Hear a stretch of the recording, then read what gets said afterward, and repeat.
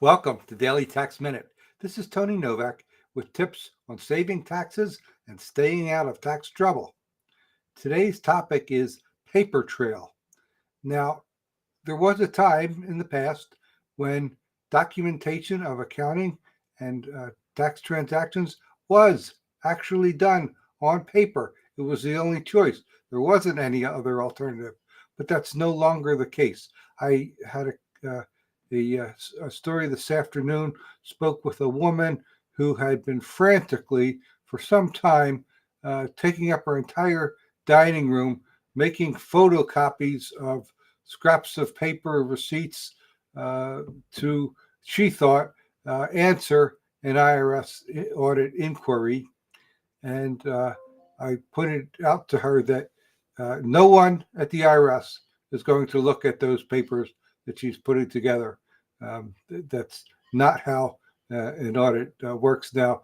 When they say they're looking for, we use the term paper trail informally, but when they're looking for evidence to substantiate positions, it's not done by sending them a box of paper to the auditor's office.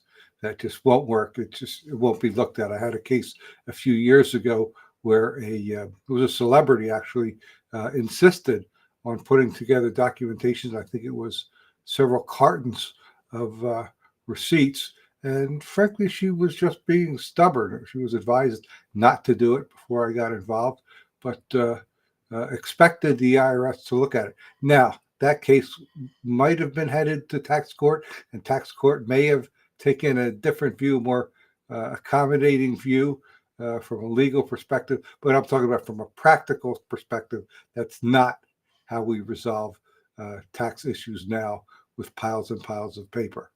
So I went on to say, well, we're going to do two things. We're going to answer the examiner's request, and it was a good example of why the taxpayer should never contact the IRS first. Always talk to an experienced tax person first before talking to IRS, and if possible, let somebody else handle that communication. So we'll handle that first, and then second, we'll make sure that she's never in a position of not having the appropriate electronic documentation for her tax positions and tax returns going forward. So we'd love to hear your thoughts, comments on that. How do you keep records and receipts? Do you have a shoebox of paper somewhere? What happens if you get audited? Do you expect them to actually look at your shoebox? Ain't going to happen. If you want to talk one-on-one, I'd be happy to do that. Find me at taxproblems.cpa to schedule